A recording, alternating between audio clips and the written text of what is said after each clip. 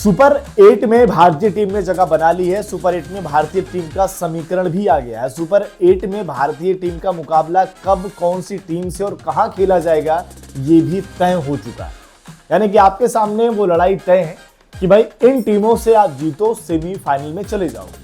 तो सबसे पहले वहां तक पहुंचने से पहले आपको अभी पॉइंट्स टेबल का हाल बता दे रहे, जिसमें भारत 3 मुकाबले 3 जीत के साथ क्वालिफाई कर चुका है। यूएस और पाकिस्तान की टीम में लड़ाई हो रही है ग्रुप ए में कि यहां से कौन सी टीम क्वालिफाई कर पाएगी। चांसेस पाकिस्तान के ज्यादा है क्योंकि उनका अगला मुकाबला नमीबिया के साथ है। लेकिन अब आ जाते हैं भारत के सुपर 8 समीकरण पर। अगर आप देखेंगे भारत का जो सुपर 8 का शेड्यूल है, वहां पर पहला मुकाबला 22 फरवरी को अहमदाबाद में अफ्रीका के साथ होगा। ये मुकाबला शाम 7 बजे खेला जाएगा। यहां पर अगर आप देखेंगे सुपर 8 में जो है अफ्रीका के साथ पॉजिटिव चीज है क्योंकि उन्होंने सारे मुकाबले अपने अहमदाबाद में ही खेले, तो उनके लिए इस ग्राउंड को समझना थोड़ा आसान हो सकता है। इसके अलावा अगर आप देखेंगे भारत का जो दूसरा मुकाबला है वो जिम्बाब्वे या फिर ऑस्ट्रेलिया के साथ है। ये मुकाबला 26 फरवरी को खेला जाएगा। चेन्नई में मुकाबला है।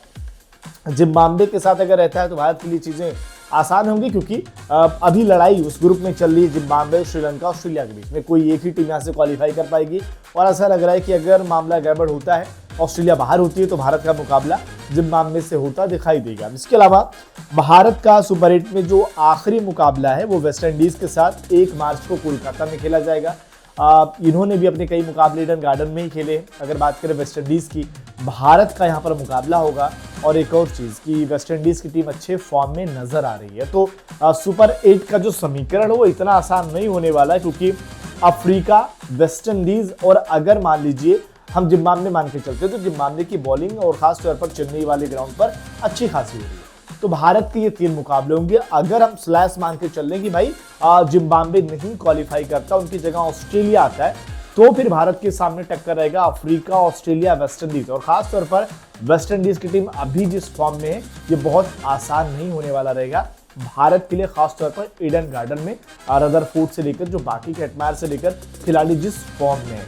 तो देखना पड़ेगा भारत के लिए चीजें कितनी आसान होती है और ये जो हम हिस्ट्री रिपीट करने की बात कर रहे हैं वो कैसे हम आगे बढ़ाएंगे, क्योंकि मुकाबला सुपर 8 का कठिन होने वाला है।